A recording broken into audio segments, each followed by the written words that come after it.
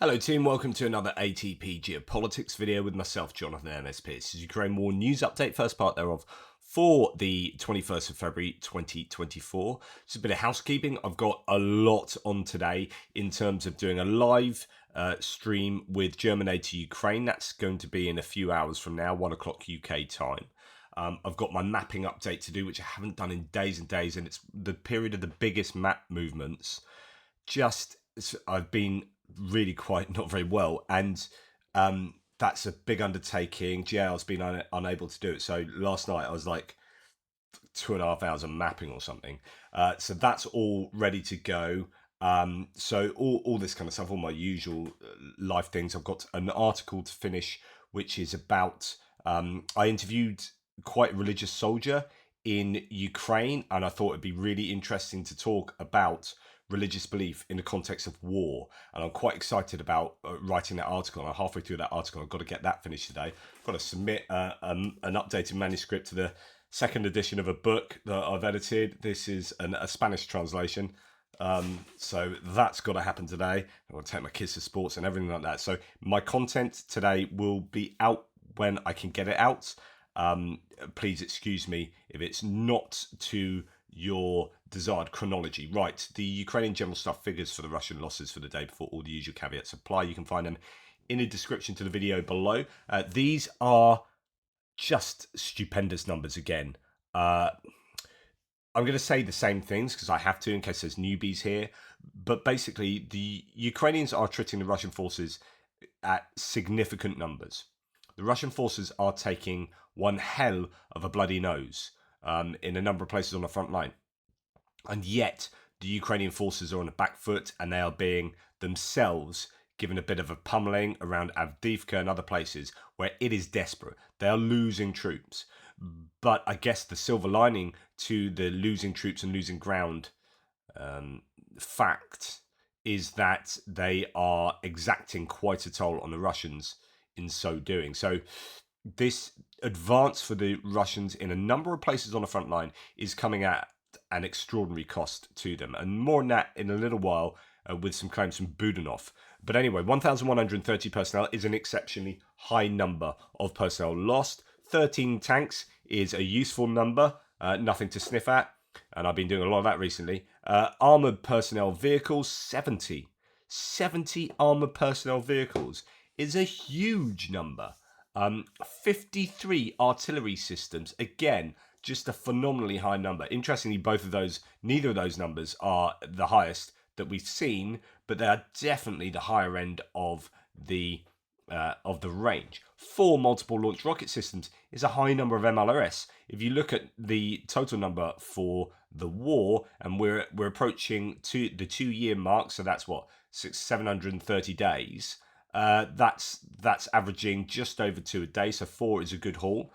3 artillery systems is over the kind of probably 1.5 a day, so that's really good. 3 anti-aircraft warfare systems, that is a very good haul. And then we go down to 56 vehicles and fuel tanks. Those logistics are getting hammered. That's an exceptionally good day in that category. And 7 pieces of special equipment is nothing to turn your nose up at. So really good day for the Ukrainians in the losses that they have incurred on the Russians.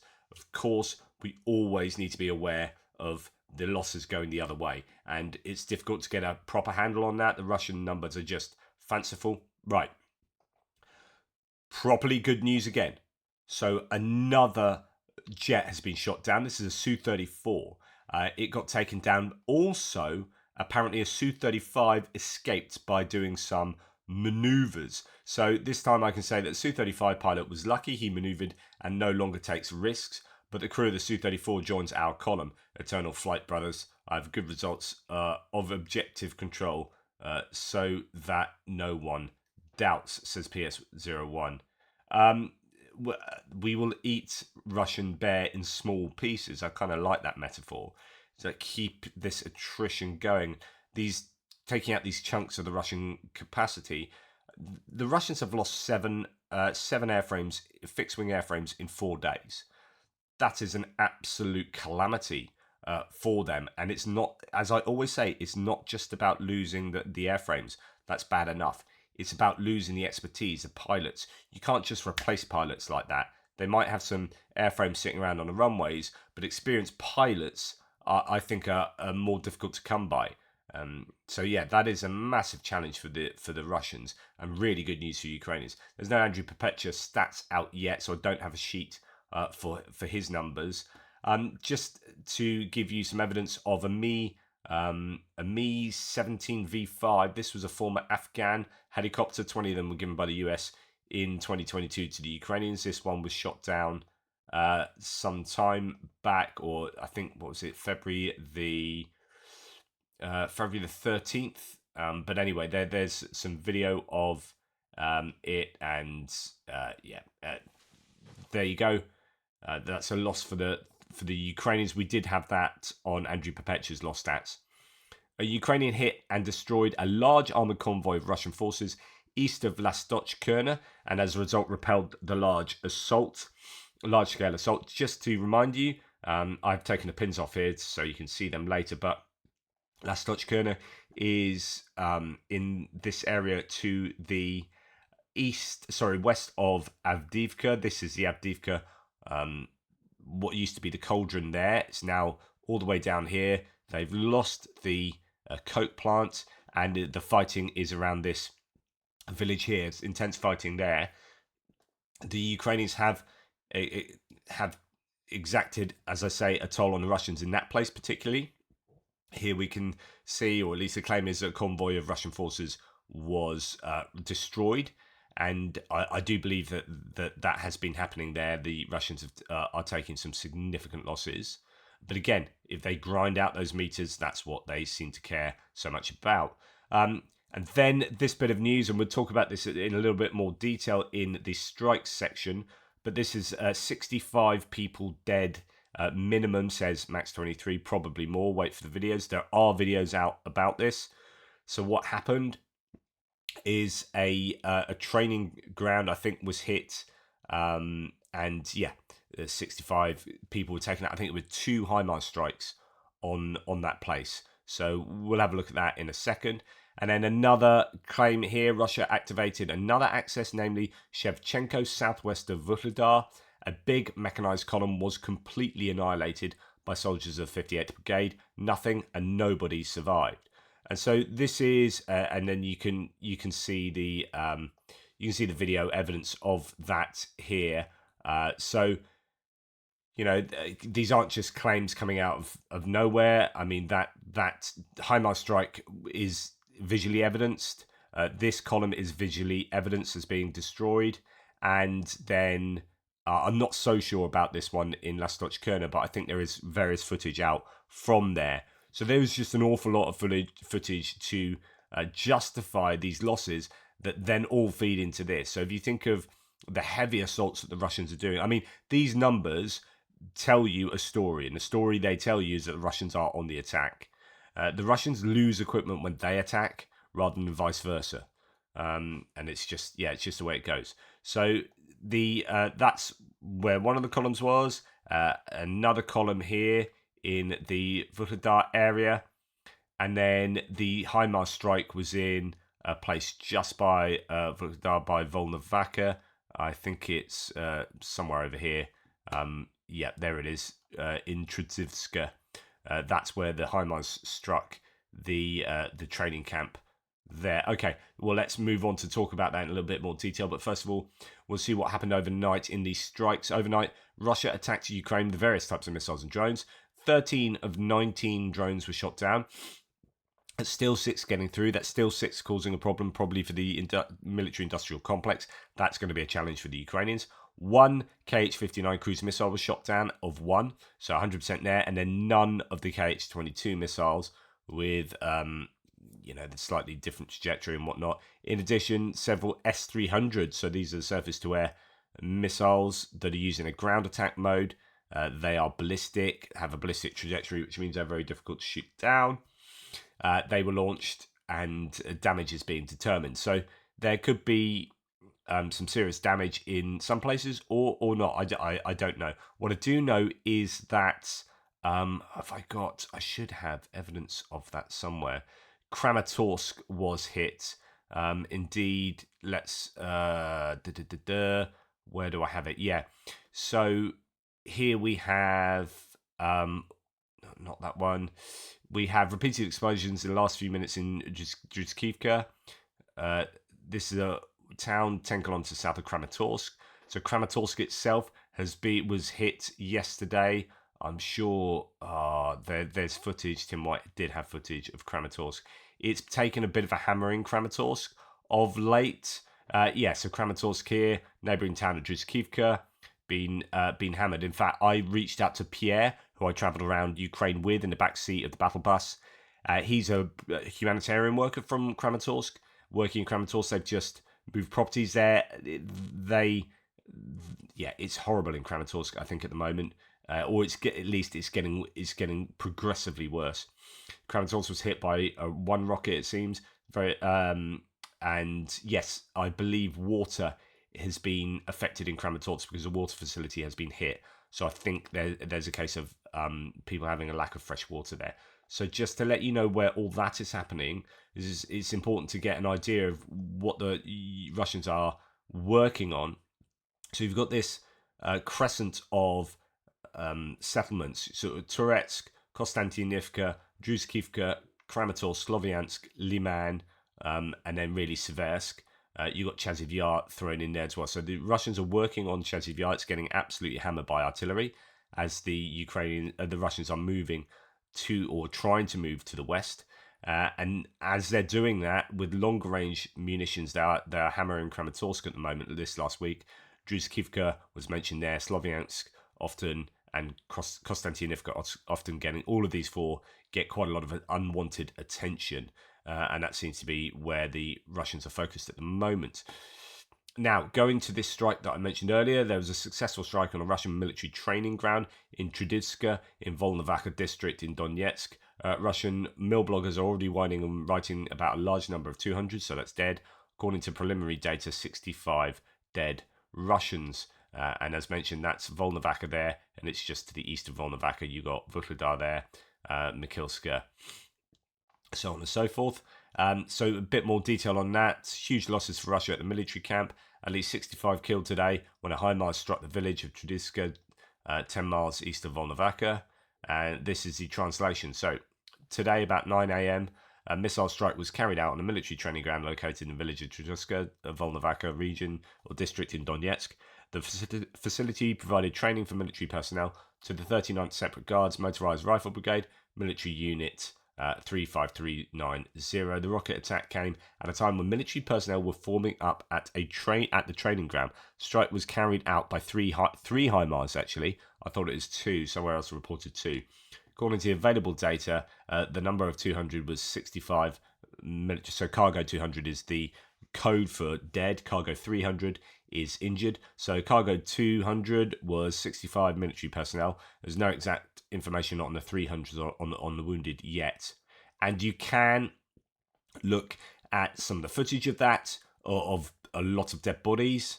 And yeah, that it was not great. And there's a little aftermath as well of smoking sort of missile strike area. It doesn't show anything particularly revealing that, but that is the aftermath after it's hit, and then you can see them sort of lining up the bodies in a row that they've collected. Certainly in one of the places, I think there are several of those. There isn't, in that bit of footage where you see a bunch of bodies, that's not 65 bodies.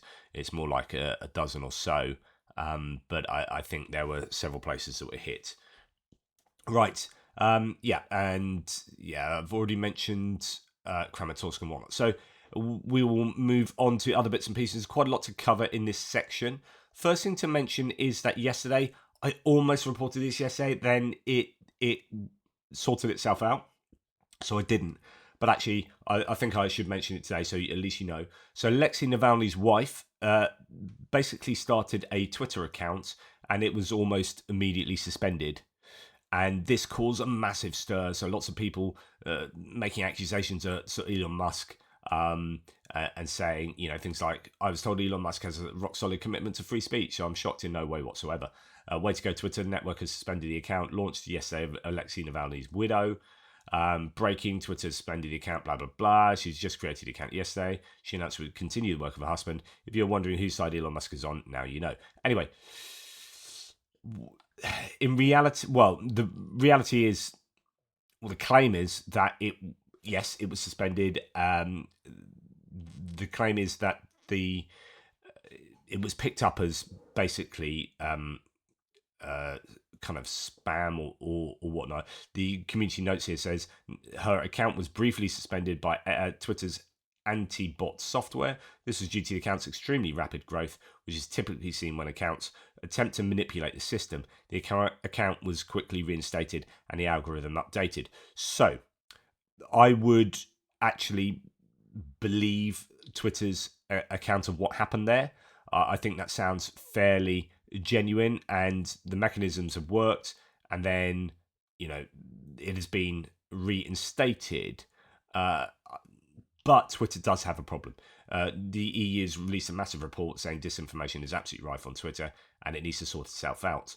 Tim White says, in light of Twitter's message about its defences against manipulation and spam, let me present Exhibit A. Troll farms are bots, and bots are flourishing.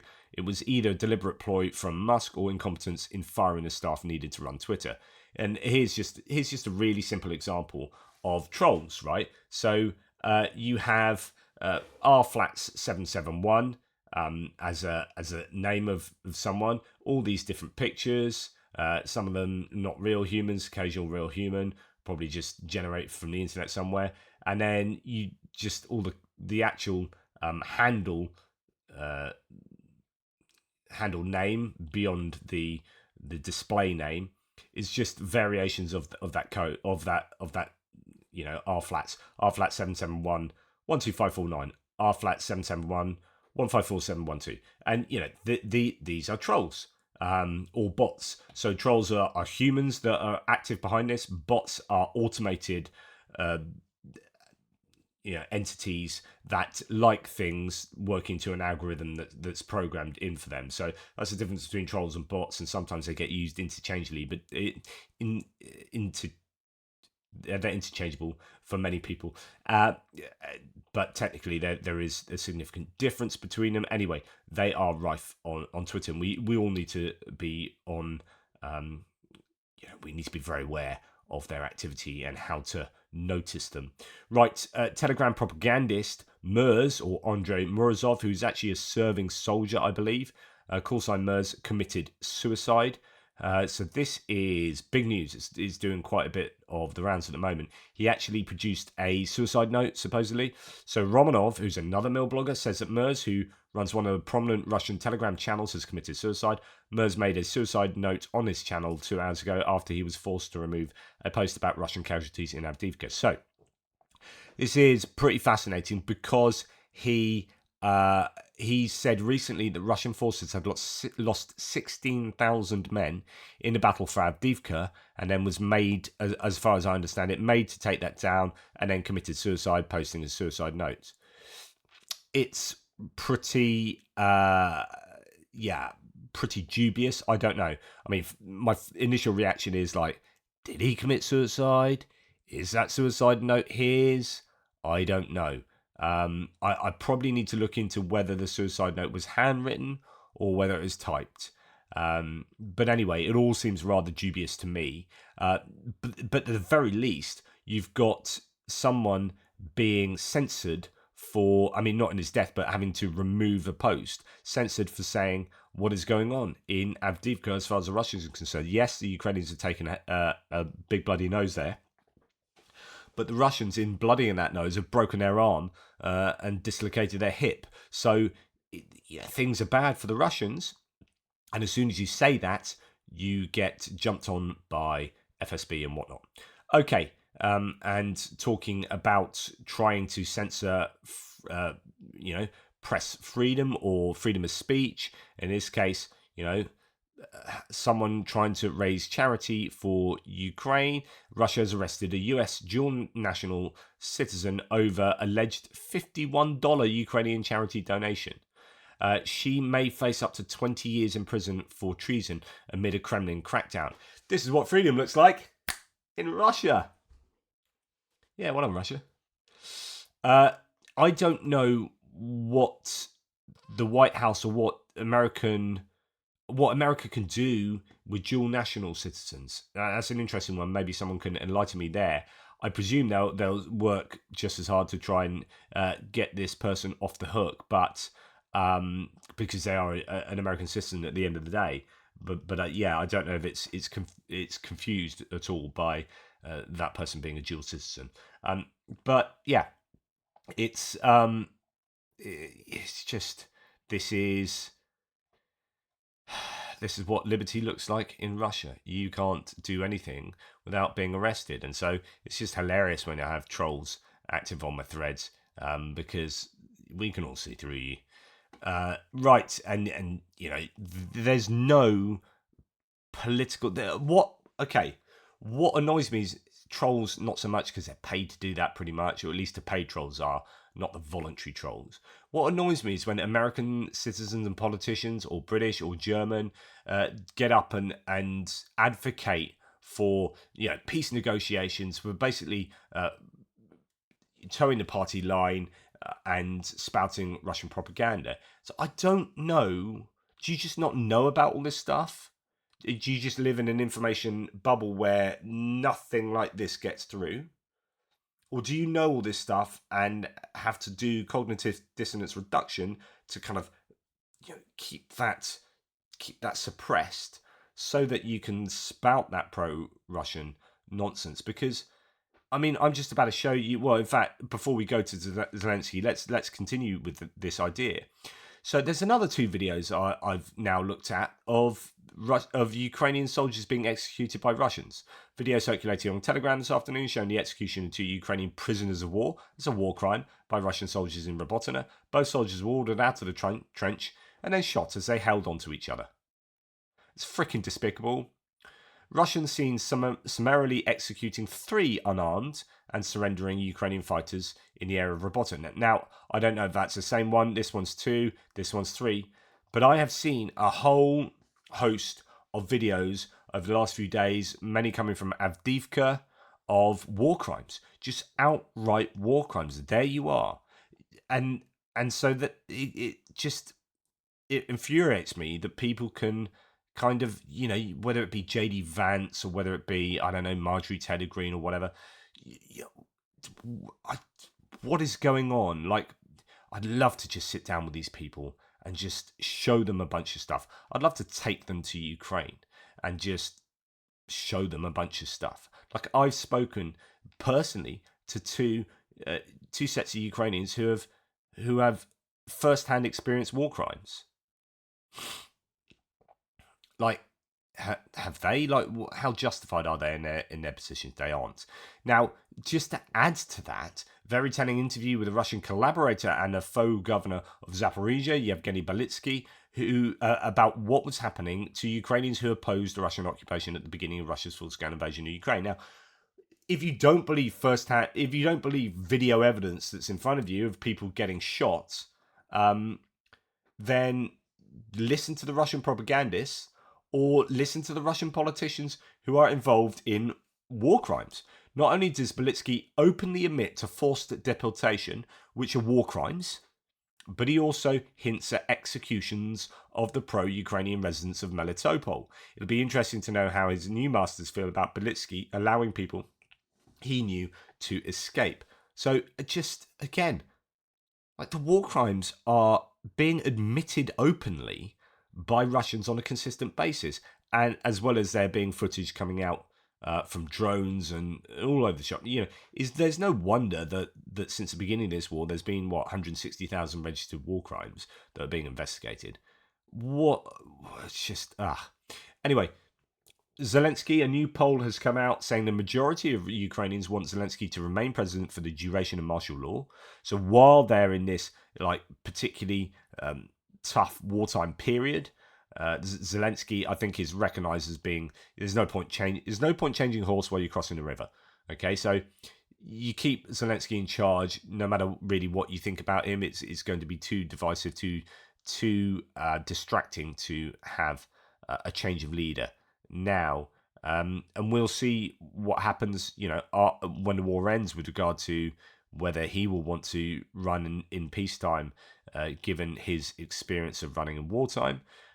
Almost 70% of Ukrainians think that President Zelensky should remain in office for the duration of martial law, and elections should be postponed until it is lifted. So his public backing for elections being postponed under, due to martial law, in accordance with the Constitution, although some people have argued with me about whether that's definitely a correct reading of the Constitution in Ukraine. According to a survey, anyway, that was released yesterday.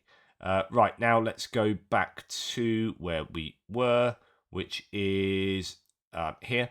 So, Lieutenant General Krylo Budanov says Russians don't have the strength to achieve the strategic goal of seizing 2 eastern Ukrainian regions this year. This is pretty significant. So it's the idea that they don't have the strength to take Donetsk and Luhansk regions in 2024. It will have to fight for the complete capture of them, but they just don't have it in them. The main sort of summary from the interview that he gave in a Wall Street Journal is that, 1, the Russian professional army was largely destroyed in the first year of the invasion, which means that the Russian Federation is now throwing in untrained conscripts. Of course, you can apply that to Ukraine as well, although the training for the Ukrainian troops is arguably better with the NATO help. 2, Russia uses more artillery shells than it can produce. It's almost certainly true. 3, the Russian Federation will not have the strength to take Donetsk and Luhansk in 2024. And 4, Russia can mobilize 30,000 people a month, which is that was a number I've already talked about previously, and it seems to be justified here by the intelligence, and that's a worry, because the Ukrainians have to attrit the Russians at 1,000 troops a day in order to get a handle on that mobilization. That's just to keep it at stasis, right? If you want to attrit the Russian army, more than that, so it is going down in size consistently, then you have to do more than 1,000 a day. And the 5th point here on this summary is that missile attacks on Ukraine have stopped in recent weeks as Russian supplies have been depleted. Exactly what I've been saying, in accordance with the data, really. I don't see there is any other way of reading that unless they're really stockpiling for, I don't know, F-16s to come. But, that's going to be some months away.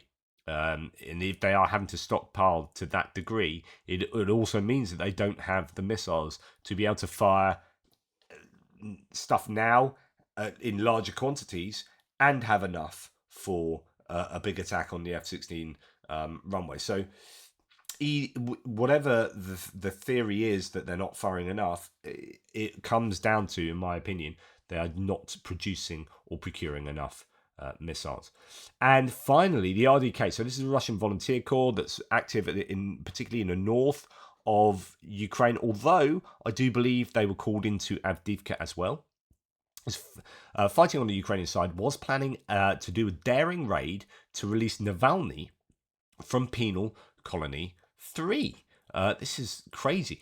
They developed an elaborate plan with the help of insiders. They had access to this transcript of Navalny's discussions with other prisoners and access to a trove of documents. The RDK is supervised by General Budanov, the head of the Ukrainian GUR.